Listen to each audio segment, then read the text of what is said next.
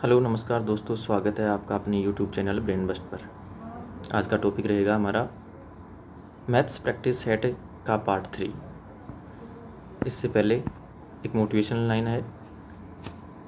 इच्छाओं के अनुरूप जीने के लिए जुनून चाहिए, वरना परिस्थितियाँ तो सदा विपरीत रहती हैं। यदि आपका भी सपना है खुद की गाड़ी हो, खुद का घर हो, तो मेहनत तो करनी पड़ेगी यार, कोई एक्सक्यूज़ नहीं चलेगा। जैसे एक बार मैं एक ऑफलाइन क्लास में पढ़ा रहा था, तो होमवर्क दिया करता था। एक लड़की एब्सेंट थी, दूसरे दिन आई तो मैंने होमवर्क पूछा तो बोले सर होमवर्क तो नहीं किया। मैंने कहा क्यों? तो उसने कहा सर शादी में गई थी। फिर मैंने पूछा शादी में जाना ज़रूरी था? तो उसने कहा बोले सर खास भाई की शादी थी। तो फिर मैंने कहा कि खास भाई की शादी थी और आप एक दिन क्लास मिस करे हो, 2-4 दिन तो एंजॉय करना चाहिए था शादी का। बोले सर मेरे खास भाई की शादी नहीं थी। मैं बोला फिर? बोले सर मेरी चाची की, ननद की, बुआ की लड़की के खास भाई की शादी थी। मैं बोला हाँ फिर तो आपका जाना ज़रूरी बनता था। खैर अपन बढ़ते हैं क्लास की तरफ। पहला क्वेश्चन है हमारा, उस भिन्न का नाम मान ज्ञात कीजिए जिसका 27 के साथ वही अनुपात है जो 3/11 का 5/9 के साथ है। देखो 27 के साथ वही अनुपात है, 27 अनुपात मान लेते हैं कि वह अनुपात x है, समानुपात 3/11 का 5/9 के साथ वही अनुपात है। देखो जब चार संख्याएं समानुपात में होती हैं तो उनमें रिलेशन होता है a अनुपात b समानुपात c अनुपात d। तो a गुणा d बराबर b गुणा c, तो ये होता है AD बराबर BC। तो यहाँ हो जाएगा ये 27 और 5/9 और x और 3/11, तो ये आ जाएगा 27 गुणा 5/9 बराबर x गुणा 3/11। ये से कट गया 9 27 5 ये 3 से 3 कट गया ऊपर। ये आ गया 11 को 5 से मल्टीप्लाई करा दो इधर, तो 11 5 55 और बराबर में x, तो x की वैल्यू आ गई हमारे पास 55। तो वह भिन्न 55 हो जाएगी, ऑप्शन डी राइट आंसर। अगला क्वेश्चन है 3/4 6/7 8/9 का लघुत्तम समापवर्तक ज्ञात कीजिए। तो जब एलसीएम निकालना हो तो 3/4 6/7 और 8/9 एलसीएम निकालना हो तो जो अंश होते हैं, अंश मतलब ऊपर वाली संख्या भिन्न में, अंश का तो निकालते हैं हम एलसीएम, और नीचे वाली संख्या जो होती है हर, उसका निकालते हैं एचसीएफ महत्तम समापवर्तक। तो 3 6 और 8 का हम लैसे निकाल लेंगे। 3 6 और 8 का लैसे निकालेंगे तो निकल करके आ जाएगा हमारे पास 2 का देंगे एक बार तो 3 आ जाएगा, फिर 3 आ जाएगा और 4 आ जाएगा, फिर 3 का देंगे तो ये 1 1 और 4, तो ये 2 3 6 6 चौक 24। तो ऊपर तो आ जाएगा 24 और 4 7 और 9 का में से निकालेंगे तो वो आ जाएगा 1, तो हमारे पास इसका ले से निकल करके आ जाएगा 24, जो ऑप्शन ए में है। अगला क्वेश्चन है 6 और 12 का तृतीय समानुपाती क्या होगा। अब देखिए 6 12 का तृतीय समानुपाती, तृतीय को हम x मानते हैं। अब जब तीन संख्याएं होती हैं और वे समानुपात में होती हैं तो उनमें रिलेशन होता है, जैसे मान लो a b और जब c होती हैं तो इनमें रिलेशन होता है बीच वाली संख्या का स्क्वायर, या फिर इसको हम 2 बार मानते हैं, इसको ऐसे लिखते हैं a अनुपात b अनुपात c, फिर वही रिलेशन हो जाता है इसका a गुणा c, और b को b से करेंगे। या फिर डायरेक्ट याद रखना चाहो तो डायरेक्ट याद रख सकते हो, b का स्क्वायर होता है तो b का स्क्वायर बराबर a गुणा c, ये रिलेशन होता है इनमें। तो इसका आंसर हो जाएगा हमारा,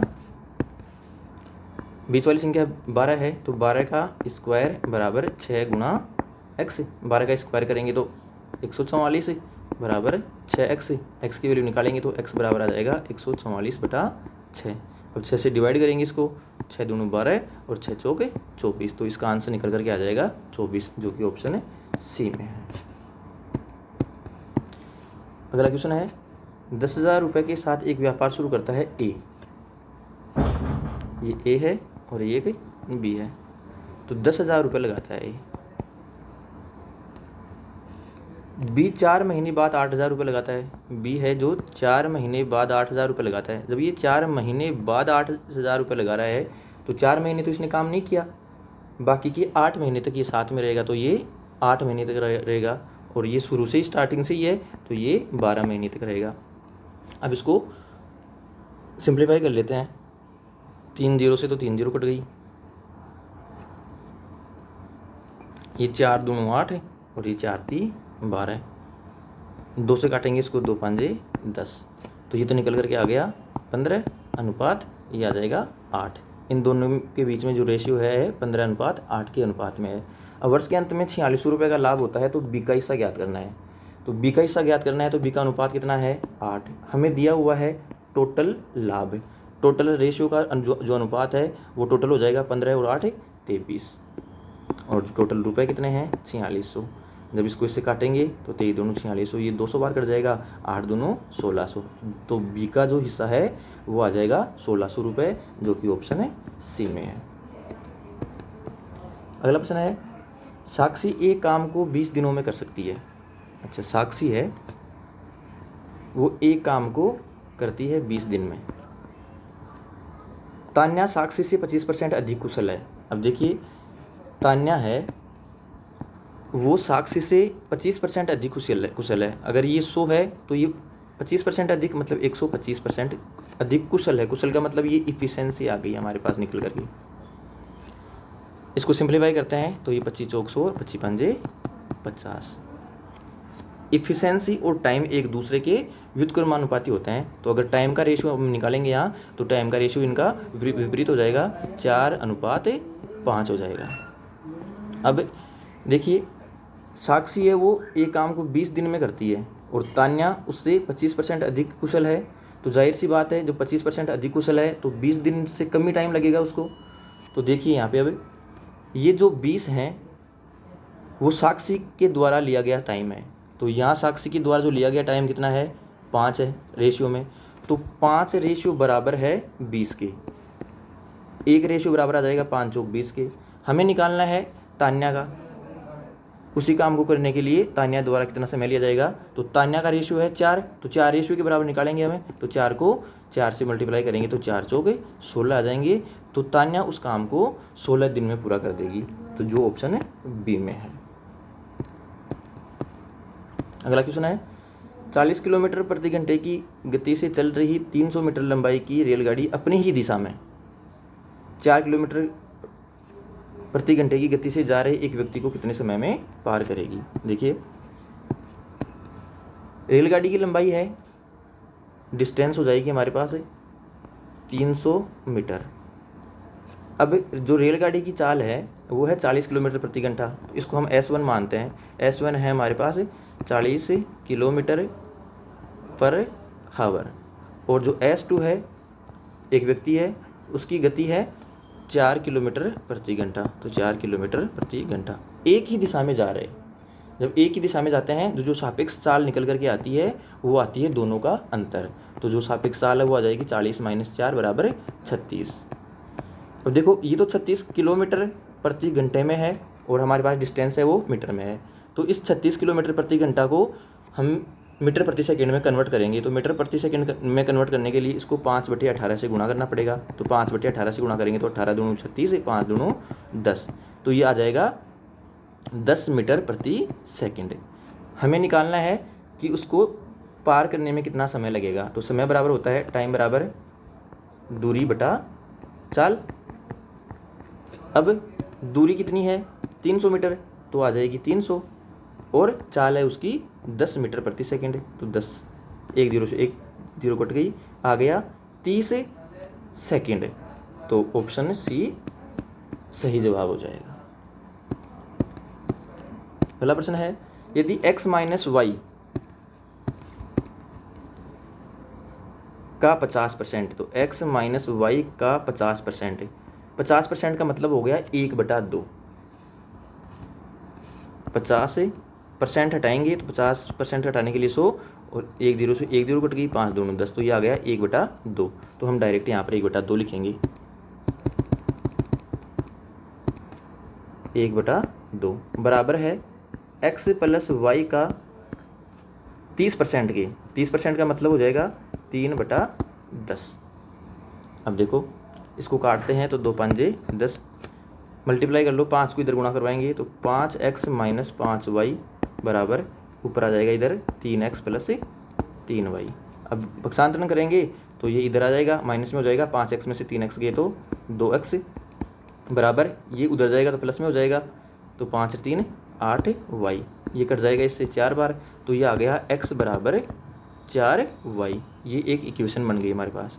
अब इसने पूछा है x का कितने प्रतिशत y है, तो x का पूछा है और y पूछा है, तो जिसका पूछता है, जिससे पूछता है उसको नीचे लेते हैं और जिसके लिए पूछता है उसको y ऊपर लेते हैं। तो ये y पूछ रहा है तो y ऊपर आ जाएगा, नीचे आ जाएगा x और इंटू 100। अब देखो यहाँ x की जो वैल्यू है वो है यहाँ इक्वेशन से 4y, तो हम इस x की जगह पे लिख देंगे 4y। तो ये y तो ऊपर ऐसे कैसे आ जाएगा, नीचे x की जगह पे लिख देंगे हम 4y और इंटू 100। y से y कट गया, 4 से 100 को काटेंगे तो ये आ जाएगा 25। तो कितना प्रतिशत हो जाएगा वो उसका 25% हो जाएगा, जो कि ऑप्शन है सी में है। अगला प्रश्न है किसी वस्तु को 250 रुपये में बेचने से 5% का लाभ होता है। अब देखो 250 रुपये सेलिंग प्राइस है इसकी, तो 250 रुपये में बेचने से 25% का लाभ। 25% का मतलब होता है 1/4। 1/4, ये 4 तो हो जाएगा CP और ये प्रॉफिट है, तो सेलिंग प्राइस कितना हो जाएगा उसका, 4 में खरीदा और 1 प्रॉफिट लेकर बेचेगा तो उसका सेलिंग प्राइस हो जाएगा 5 रुपये। तो 250 बेचने पर है तो ये 5 के बराबर है और उसका क्रय मूल्य कितना हो जाएगा, CP 4 है तो ये 4 आ गया। अब ये क्रय मूल्य आ गया। अब उसे कितने रुपए में बेचे ताकि 20% की हानि हो। अब 20% हानि का मतलब होता है 1/5। 5 तो क्या है CP और 1 क्या है, लॉस हो रहा है यहाँ, हानि। 5 CP है, 5 रुपये में खरीदता है और 1 की हानि होती है उसको, तो उसका सेलिंग प्राइस हो जाएगा 4 रुपये। तो सेलिंग प्राइस हो जाएगा 4 रुपये और CP हो जाएगा उसका 5 रुपये। ये पूछ रहा है कि कितने रुपए में बेचे ताकि 20% की हानि हो। ये क्या है, क्रय मूल्य निकल कर आ गया। क्रय मूल्य हमारे पास यहाँ कितना है, 5 है, तो ये 5 के बराबर है और निकालना किसके बराबर है हमें, 4 के बराबर। 4 लिख देंगे हमें ऊपर। देखिए अब 5 5 दोनों 25 हो गए। अब 25 को 25 से काटेंगे तो ये एक बार कट गया, 10 आ गए। 10 को 40 से मल्टीप्लाई, 4 चौक 16 से मल्टीप्लाई करेंगे तो आ जाएगा 160 रुपये। तो वस्तु को कितने रुपए में बेचे ताकि 20% की हानि हो, 160 रुपये में बेचना चाहिए उसको। तो ऑप्शन ए सही जवाब हो जाएगा। अगला प्रश्न है 20% 15% क्रमिक बट्टे के समतुल्य बट्टे कौन सा है। अब जब 2 बट्टे दे रहे होते हैं और उनके समांतर एक समतुल्य बट्टा निकालना होता है तो उसके लिए एक फॉर्मूला होता है। ये फॉर्मूला आगे भी काम आएगा क्षेत्रमिति में, तो इसको याद कर लो। 2 के लिए फॉर्मूला होता है x plus y minus XY, मतलब x गुणा y बटा 100। ये फॉर्मूला लिख करके याद रखना है। अब देखो अब हमें यहाँ वैल्यू पुट करनी है उसमें। x एक बट्टा है, ये दूसरा बट्टा है, तो ये है 20 प्लस y दूसरा बट्टा 15 माइनस x गुणा y मतलब 20 गुणा 15 बटा 100। तो 20 और 15 ये तो हो जाएंगे 35 माइनस 20 और 15 300।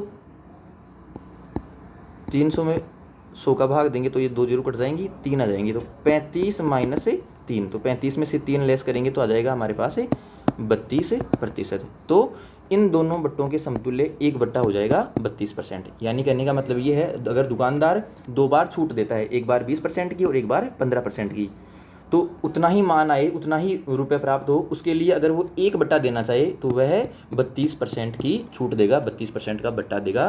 तो ऑप्शन सी सही जवाब हो जाएगा। अगला क्वेश्चन है यदि कोई धन 16 वर्षों में गुना हो जाता है तो 8 वर्षों में कितना गुना हो जाएगा। अब देखो कल भी एक ऐसा क्वेश्चन किया था हमने।